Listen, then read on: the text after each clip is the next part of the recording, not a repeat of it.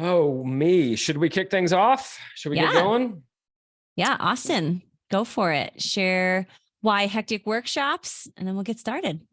So normally Geoff gives this little intro, but he is bringing the workshop today. So I have the baton. Thanks for coming. We really care at Hectic about creating training that really moves the needle for you all. And so we've had this workshop series running. I'm really excited to add Geoff to the mix. I won't steal his thunder. I'll let him share a bit more about himself, but he's continuing in the vein we've been in, which is getting clients. He's going to come in at a little bit higher level today and talk about how you achieve that flywheel effect. And we'll have time for Q&A at the end. So be sure, save questions along the way. Michelle and I will obviously be in the chat, but please, please, please save your questions. And then we'll get to as many as we can at the end. And obviously, check out Hectic. I use it. I love it. Hope you will give it a try. That's the plug. The shameless plug. I never do the plug. This is supposed to be a product agnostic workshop series. Give me the microphone and all sorts of terrible things will happen. Plugs and other terrible hats, all sorts of terrible things happen. Anyway, take the mic away quickly. Take it away from me. Well, and Michelle is awesome. So I don't know, Michelle, you usually say something about. Oh yeah. And I'll introduce you because no one knows who you are. Right. We're so glad that you're here. You can type questions anytime in the Q&A and it will not distract Geoff, or it might. I don't know. If you ask a good enough question, it might distract him from his presentation. So feel free to use that as a challenge. Geoff is the CEO. He is the founder. He is the brain. He's all the things. If you have ever spoken in chat with us in app, you have probably talked to either Austin, who's also on here, not this Austin, a different Austin, who's not pictured, or Geoff has jumped in. If you ever spoken with me in chat, Geoff has come in and been like, no, here, let me give you the answer. And I just have Homer Simpson disappeared. Come on. I appreciate it, honestly. I know that sounds like I'm passing the baton to you, and I am. I am super pumped for this workshop. One of the things I think that Geoff may not talk about himself because he doesn't, is what an experienced entrepreneur he is. And so I'm excited for him to share a lot of his, of course, freelance expertise as a freelancer, but also his expertise from a business point of view and how you can take some of those things and implement them into your business, no matter what size. So here is Geoff. Thanks, Michelle. Snaps. I never know how to do that. Here you go. So for those of you who I haven't chatted with, I've been an entrepreneur since I was 23. So when I started my first company, I taught myself how to write code back in the glory days of the 90s, when that involved books and just figuring it out, a long time before ChatGPT. When I got my first couple of software development jobs, I realized that I wanted to make a little more money. And so I don't even know what I called it back then. I think I just called it side jobs, but I just always took side jobs. I found people who needed websites or, custom development stuff. And at the same time I was building software for companies, I was off doing my own thing. After a couple years, I realized that I just wanted to do my own thing all the time. And I started my first tech company. And, there's really two paths that I could have gone. I could have taken the full-time freelance approach, which would have been fun. But for me, I was kind of seeing some real problems in a specific space that I wanted to go try to solve. And I did. And built that company for about 15 years, sold it. That enabled me to start this company, which has been awesome. And, Hectic has been the outcome of kind of these two worlds of mine colliding, like playing in the enterprise software space and then also loving freelancing and freelance culture. And like I was telling Austin the other day, I got off a call with one of our users, and like the passion I have for the freelance space, like I can't overstate it. Like it is just so much fun to work with freelancers every day. And we'll kind of come back to that theme in a later slide, where as a freelancer trying to go out and market yourself, it's incredibly important to be passionate about what you're doing, because that comes through in kind of all of your messaging. So the purpose of this workshop is to just put out into the community some of the stuff that businesses are doing every day to generate demand for their services, generate interest in what they're doing, and bring in more revenue. We hear questions on this workshop. We hear questions in chat about, either how do I get my first customer? How do I get more customers? And we think it's important to just continue putting information out into the world that can help the freelance community be more successful.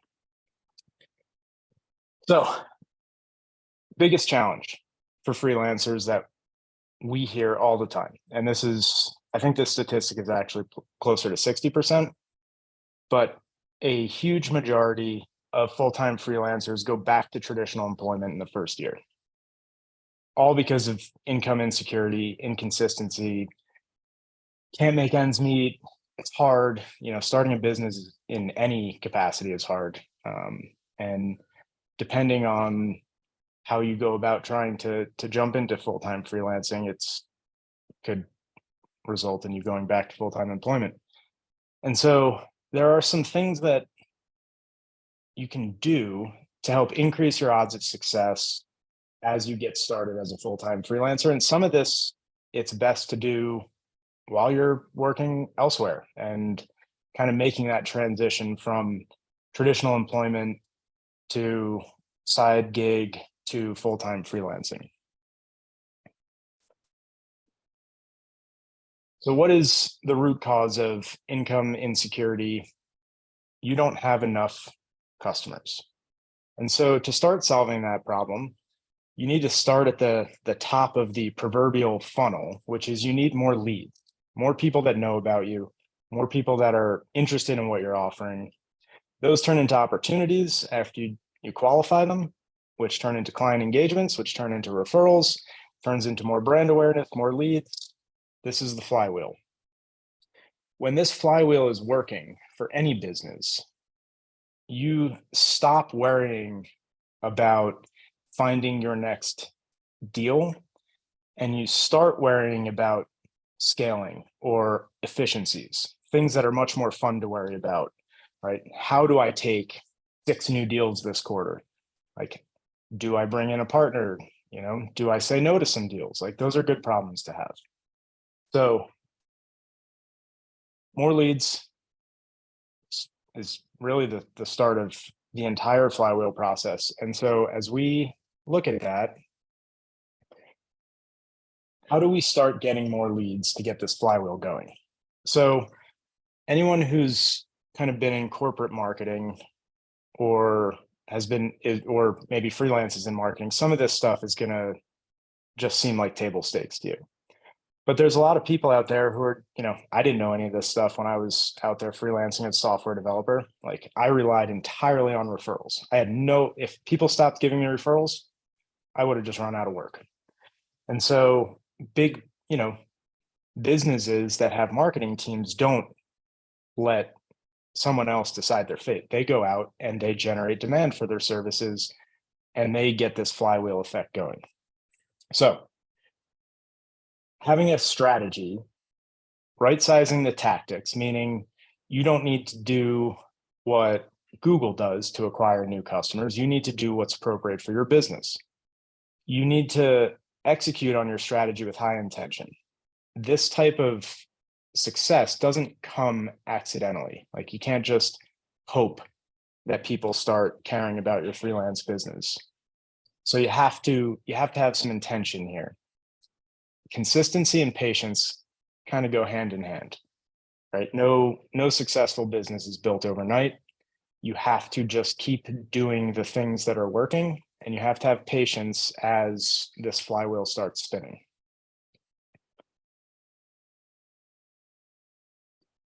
So we'll start at the top. As you start thinking about a go-to-market strategy, you have to be very clear on what you're selling, who you're selling it to, how do you differentiate yourself, and once you have the attention of the market, what are you going to do to get them to trust you, right? So like these are kind of fundamentals that everybody should be thinking about as they're developing their own freelance brand. So there's two kind of concepts in this deck. The top of the funnel is your demand generation. So that's all the activities that go into letting people know that you exist, letting people know that you are good at what you do, and then also identifying where people could be in need of the services. And then as we kind of get toward the bottom of the funnel, that's where we start getting contact info, where we start making relationships, where we capture email addresses or exchange business cards or connect on LinkedIn. The nurture phase is where you start proving that you could solve their problems, right? So that's emails, blog posts, direct mail, whatever it is that's right sized for you, but it's the activities that keep you top of mind for the people that you're bringing into your lead funnel. Relationship building, and then getting the deal closed, getting referrals, reviews, kind of goes back to the top of the funnel, back to the flywheel effect. So this is kind of the funnel in funnel version. We've got the awareness, consideration, intent are kind of all your demand gen activities. Then you capture and you qualify, make sure that the people that you're bringing into your pipeline actually need your services, can afford your services, are a good fit for you culturally. And then you start nurturing those leads, ultimately convert them, close deals, generate revenue, ask for referrals. So this is, top to bottom, kind of the mechanics of the flywheel. So now we'll kind of get into how this can be actionable as a freelancer. Okay, so this is a really important stage, and it's hard when you're a freelancer, especially if you've worked in your industry for a while and you're good at a bunch of things. You might be inclined to just go out and say, I could do everything. But as you're trying to narrow the scope of who you're talking to and convey value, it's better to come at the market narrower, right? So if you're a blogger or a content writer, like figure out something that you're really passionate about and go narrower, right? So maybe you love writing about tech, or maybe you love writing about dogs or whatever. Like come narrower as you start to enter the market. As you get narrower, especially if it's something that you've chosen that you're really passionate about, it'll be easier for you to articulate why you're excellent at this, right? Whatever it is. One of the things that's important when you're first getting started is, if people don't know who you are, there isn't an inherent level of trust. And so there needs to be something for people to go on, and passion and excellence and especially provable excellence, if you've got some past work, are good things to lean on before you start to get your social cred by having a lot of referrals and references. So clarify your product or service offering first. What are you bringing to market? What specifically do you want to bring to market? What do you want to do? and why are you excellent and unique at it? So then we go into the next phase. And, this is something that bigger businesses will just do over and over again every year, right? Your ideal customer profile. What type of business do you want to sell into? Where are they located? What size of company are they? Who are the types of people that are going to make the decision to do business with you? What pain points do they have that you can solve? Write all this stuff down and have a really clear picture of exactly who you're talking to. Like it should literally be, get pictures off the internet, put a one pager together, list all of their age, what they're interested in, what types of business, what do they sell. This helps you really dial in your messaging and allows you to focus on where you're going to start trying to generate leads, right? If you are only want to do business with Fortune 500 companies, right, you probably shouldn't have direct mail in your tactic list. But if you want to get out there and you want to start building websites for smaller businesses, direct mail is a great tactic, right? Especially handwritten direct mail, right? You send them right to them, address it to the owner, it's probably going to get read. So understanding who you're selling to is really important.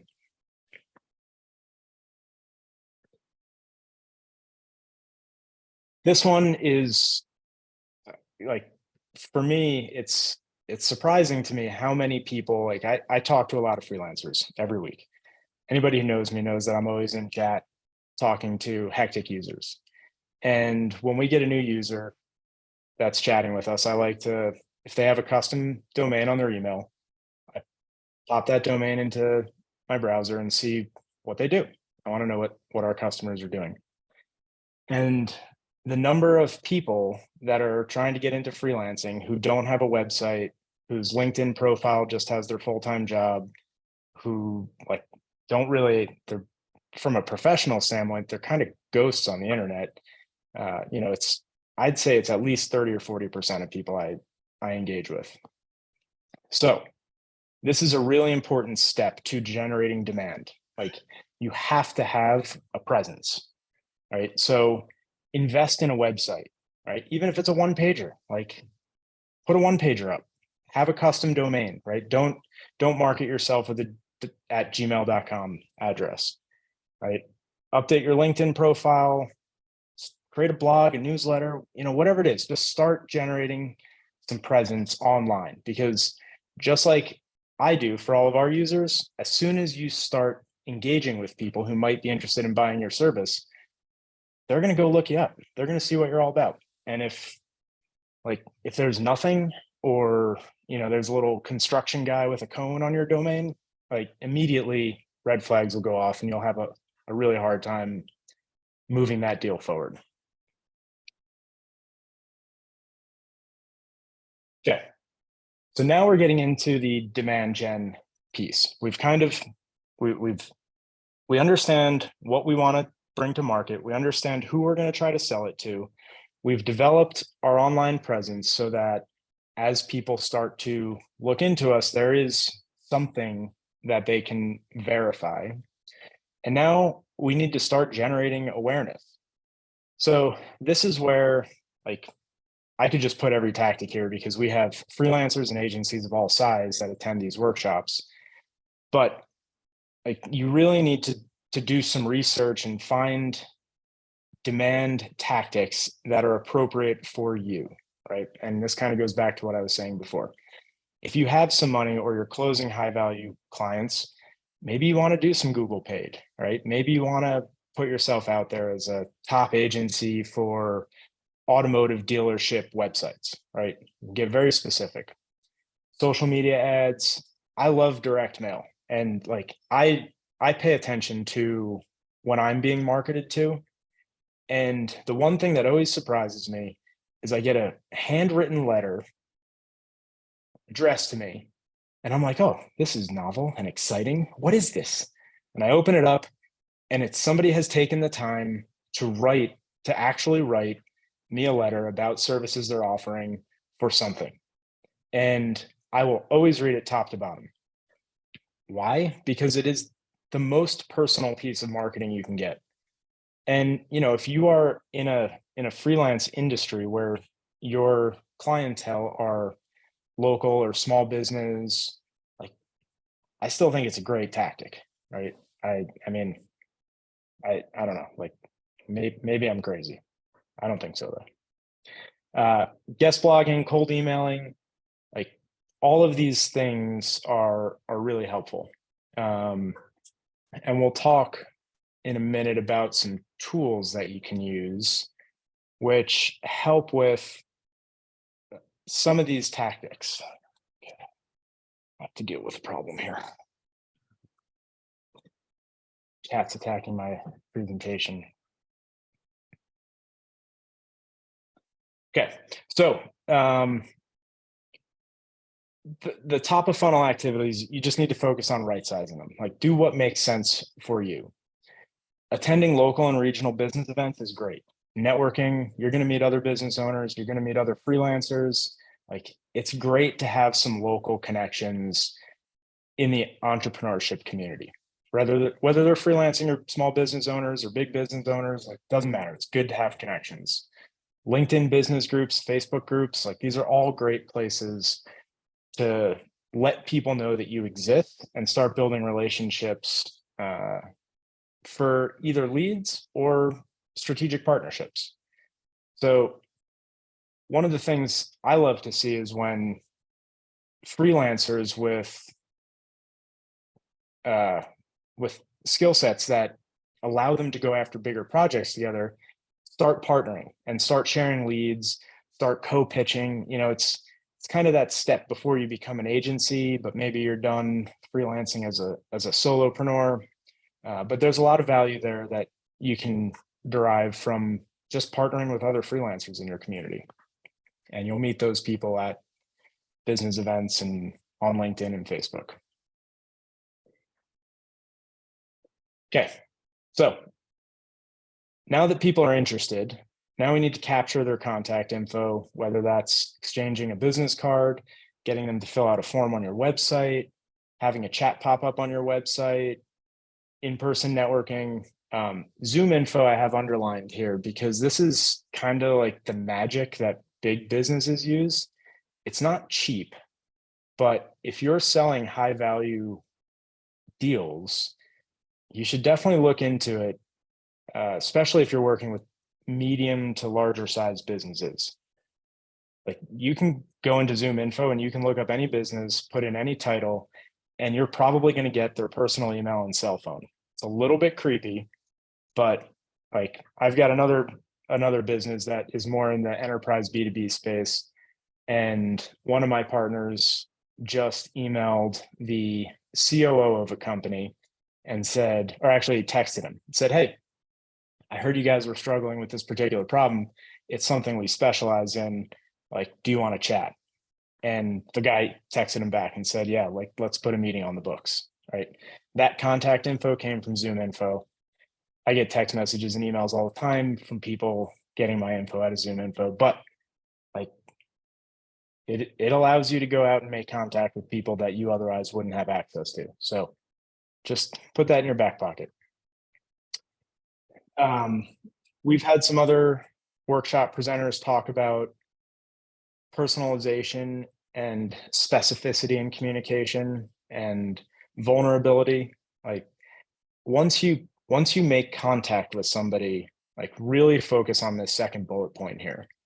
Don't send a blanket email. Like, take the time to understand why you're interested in working with somebody, invest in that communication that you're about to send out, and make sure that it's high value, high quality content that is going to resonate with them. This next one is tough for some freelancers and easier for others. Like, offering value early does a couple things. It shows your level of interest in working with somebody, but it also allows you to exercise your expertise at an early stage in the relationship. Like, SEO people have this pretty easy because they can just go and say, let me do a quick technical analysis and I'll give you my 5-minute review on what we can fix on your website.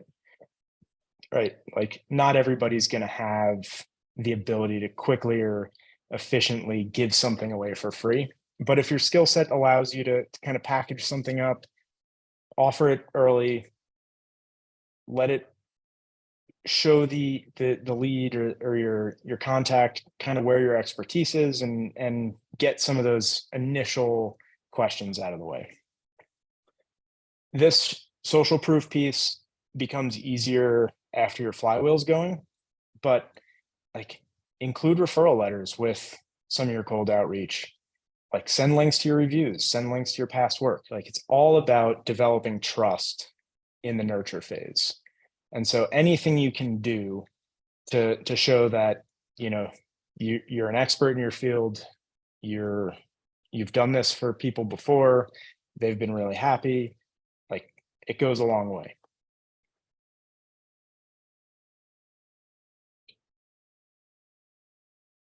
Okay. Once they trust you, you need to close the deal. Austin talked about this on his workshop. We'll have other workshops that talk about this. I'm not going to go into the nuances of how you negotiate a contract and pricing and deals. Austin did a nice job of it. When you get this, if you didn't see Austin's workshop, go check it out. But like, it is an important stage. Clearly, we're just not going to dive in. So, social proof. This is the primary accelerator of this flywheel, right? People talking about you, people giving you reviews, people giving you referrals. Like, this is what gets the flywheel spinning faster. You have 100 happy clients out there. It's a lot easier to go find 3 new clients this month than if you have 1 happy client out there. So I think there's some things that people don't tend to do, right? So after you finish a project, always ask for either a review or a referral letter. Like, they don't have to write it to somebody, but just to whom it may concern, or if you're capturing reviews on, Google reviews or Trustpilot or whatever, ask them to write the review over there. Like, it's okay to ask your clients to introduce you to other people who might need your services. Like, nobody's going to be offended if you say, "Hey, I really enjoyed working with you. Like, do you have 2 or 3 people that you think could be in need of my services as well?" Like, don't be shy. Like, the worst that happens is they say, "No, I don't have any friends, so I can't introduce you to anybody." Like, it's nothing bad will come of it.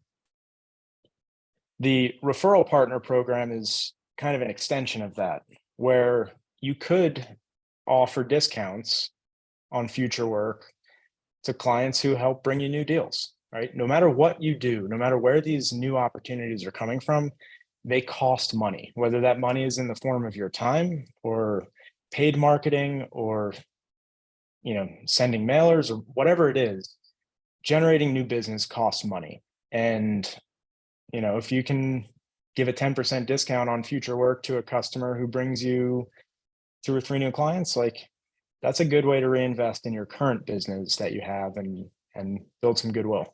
So I'm a big fan of rewarding your existing customers for helping bring you new customers. Okay, so key takeaways. Patience. Like, this stuff won't happen overnight.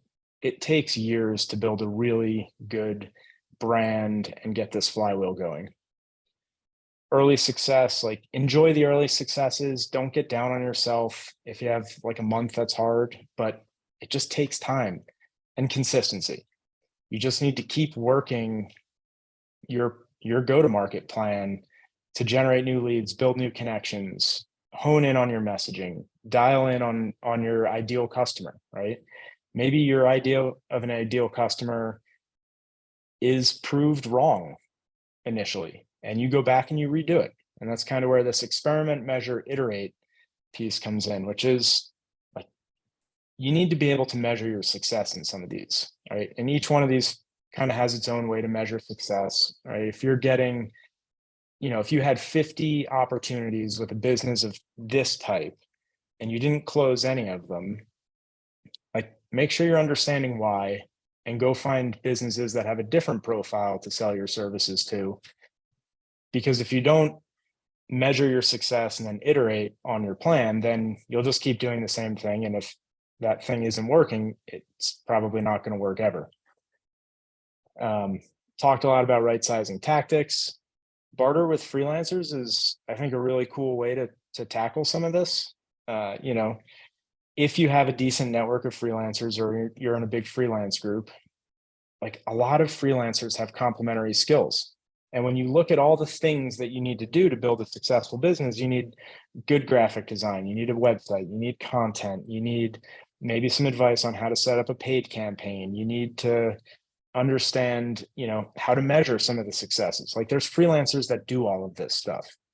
And if you can barter and trade your services to help build out each other's platform, like it doesn't need to cost a lot of cash out of pocket. You can build some good relationships, and, you know, as kind of a larger organism, you can be more successful.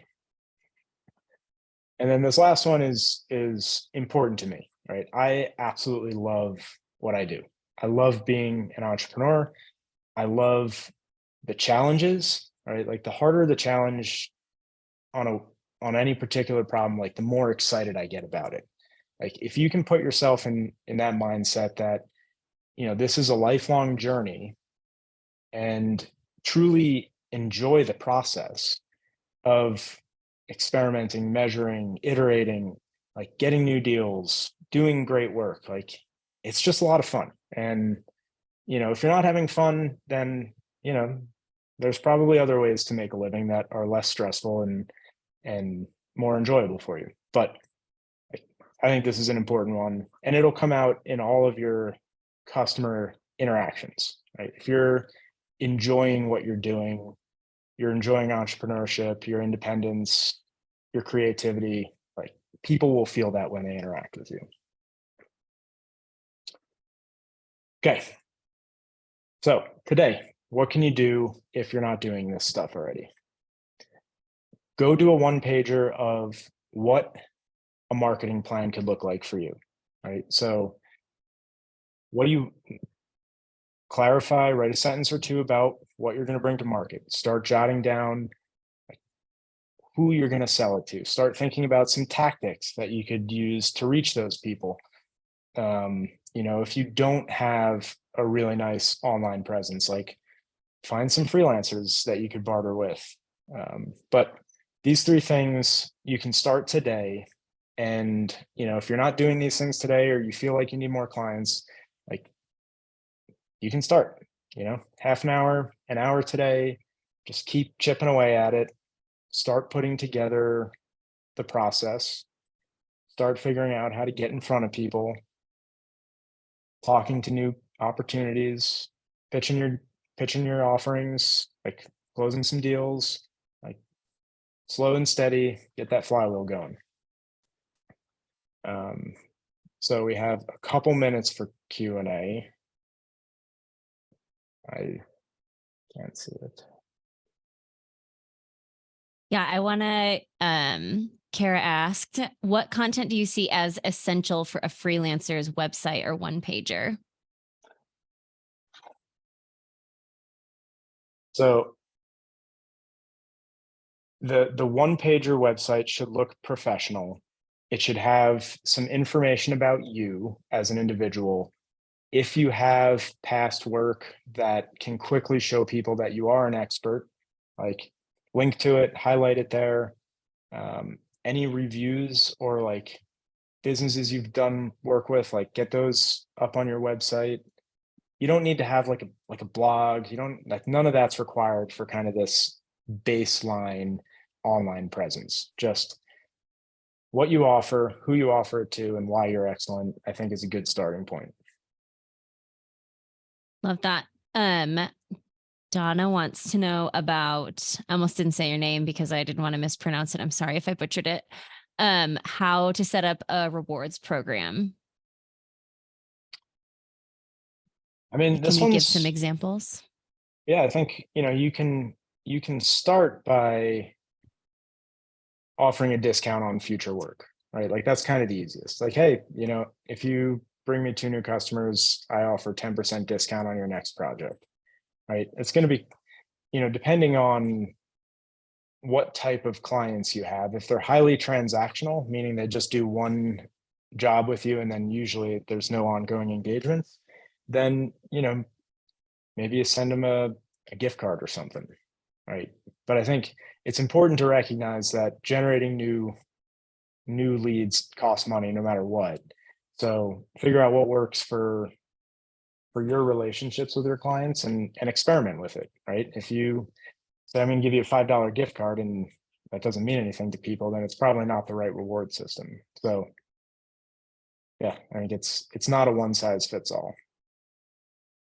I've had a lot of, I won't call it success because it's just fun, but I will buy clients gifts in lieu of offering discounts. And normally it's like a highly customized or personalized gift based on what I know they like. Like one of my clients was really into craft beer, particularly obscure Belgian beers. So I bought him like $300 worth of weird Belgian beers, and he about lost his mind. Could have been from drinking, but I think it was out of gratitude. But he will never forget that, right? And so I think back to your point, Geoff, about having fun, even with something like offering incentives or discounts or whatever, like you can do it in a way that's a lot of fun for you and not just purely transactional. Because for Quig, that client, I enjoyed picking out stuff for him, right? And anyway, I just wanted to throw that in. This isn't, I feel like when we were talking about the workshop, you talked a lot about Google Paid, and that honestly like just intimidates me as someone who has never done Google Paid. So I'm imagining that's kind of the same across the board for other freelancers. So will you just talk more about that? Maybe like what's the right size Google Paid for, a freelancer versus someone who's maybe in an agency?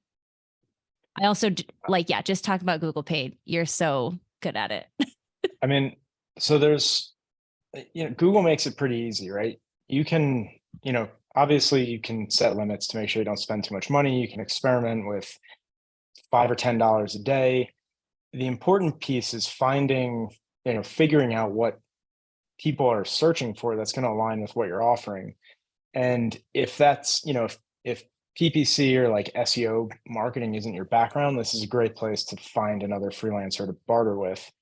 But, if you're a relatively localized freelancer, you're trying to find people in your area, you can target a regional area and only get clicks for people that live in your town or your county, which is nice because, then you have something in common and you're not just this anonymous person.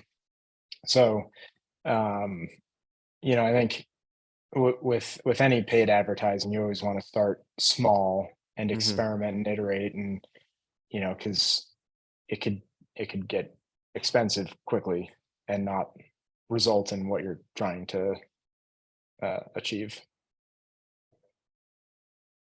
Love that. I want to ask this question, but maybe to Austin. But I won't pigeonhole you, Geoff. I'm great at engaging in Facebook groups, but not so much at LinkedIn groups. Is there a strategy for that? I would start with something Geoff mentioned, which is getting really clear on who your target audience is. I would pick out 50, not 50 LinkedIn groups, but 50 decision makers in that target audience. So let's say like CEOs at small Colorado-based SaaS companies. And and then like try to interact with them 5 times and then send them a DM or send them an email. So it kind of goes back to this idea of like taking your fate into your own hands. I wouldn't mess with groups. I would find individuals. I would interact with them, become a known quantity. And then I would reach out and say, I've really enjoyed your content, or I really like what your company is doing, or really liked this podcast interview, or I read this profile of you in Forbes. I'm really impressed with what your company is doing. If you need help with copywriting, I'd love to throw my name in the hat. So I would do that 50 times or 100 times to Jeff's point, measure everything that happens, treat it as a contained experiment, and then iterate or improve based on the results that you get. So there's two questions here that I want to get to. So what advice would you give to a freelancer who feel like they need to go broad because they're not sure what they want to do yet? That's a perfectly okay place to be. You can be conflicted internally about wanting to go broad, but what you should do is you should prepare messaging that's narrow, but maybe you prepare 3 or 4 different messages. So maybe, we'll go back to content writers. Maybe you're not sure if you want to write long form blogs or short form punchy website content or, executive bios. Like, that's fine if you're conflicted, but develop some marketing messaging specific to each one of those areas and then test it out and see how it's being responded to. So internal conflict, great.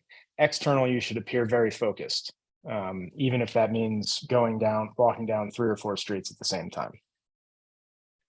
And then, so there was one more, I think we have time for this one. Can you say more about what you mean by developing a unique approach? So I open up a freelance job posting. We'll stay with the content writer theme here. And I'm going to get 20 applications. If they all just say, I write good, I'm not going to pick any of them, right? Like, tell me why, like what makes you unique? Like, what makes you tick? Why are you excellent at this? And a lot of your unique approach can come from your personal experiences. Like, talk about why you're passionate about this. Like, I love writing this type because, whatever, but like, make it personal, make it unique to you, and make yourself stand out a bit about your approach to solving the problem. And it doesn't necessarily mean that you go about doing the work differently necessarily, but just put yourself out there and your passion and tie it to the problem. And it's going to feel unique as people are kind of interacting with your brand. Tell stories. I mean, that's one way that you bring fresh perspective to what would otherwise be a kind of generic approach is, you package it in your stories, your specific examples, your research even. So that's a good word, Geoff. Awesome. Well, thank you everyone for joining. In 2 weeks, we're going to be talking about niche or niche, depending on how you like to say it. We will not debate it. We will just go with whatever Greg says. So Greg, you're in charge of that. No pressure. It's definitely niche. We do it every 2 weeks, and we're excited to chat with you in a couple weeks. If you have some questions that you would love a future workshop on, you can always hit reply on the email that invited you here, or send us a message in chat, because we want to answer actual questions that folks have. So feel free to always suggest some future topics. Time for the awkward Zoom wave from the 3 of us. And oh, Jeff's doing a princess wave. Really nice. Thanks so much. Have a great couple weeks.